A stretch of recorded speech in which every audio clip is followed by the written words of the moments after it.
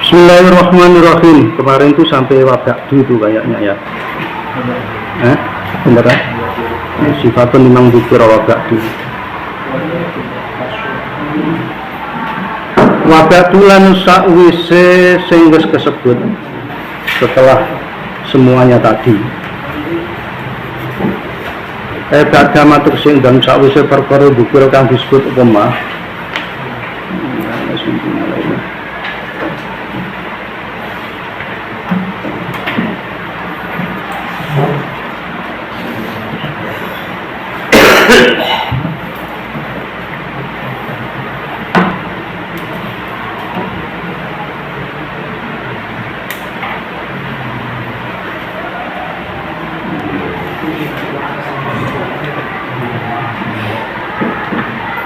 Badama perkara takut dama kang wis keliwat apa mak minal basmalati bayane saking bismillah. Jadi minal basmalati ini terkutnya bayan ya. Makanya saya bacanya bayan minal basmalati bayane saking bismillah walhamdulillahil lan alhamdulillah wassalatu lan sholawat wassalam lan salam alaman ing atase wong dikira kang wis disebut sapa man. Setelah yang telah disebut ya, mulai dari bismillah, alhamdulillah, sholawat, salam kepada orang-orang yang di atas tadi, saya akan mengetahui itulah karangan al-mu'allafu tegese perkara sing dikarang al-hadiru kang hadir dihnan ing dalam hati. Maksudnya al-hadiratu dihnan itu sesuatu yang ada di dalam hati kita, yang ada dalam pikiran kita. Maksudnya al-mu'allaf al-hadir dihnan. Jadi belum terucap tapi di hati sudah terlintas. Hadza itu mukhtasarun itu ringkasan. Kala sing sithik apa lahdu apa lafale mukhtasar. Wa kafuro lan akeh apa maknane mukhtasar. Yang dinamakan mukhtasar itu lafal yang sedikit tapi maknanya banyak, itu namanya mukhtasar. Ada kitab kan namanya itu mukhtasar sidang. Itu mukhtasar sidang itu ringkas banget. Jadi misalnya ada tulisan mukhtasar sidang itu berarti ya bisa dilempit, bisa disaing.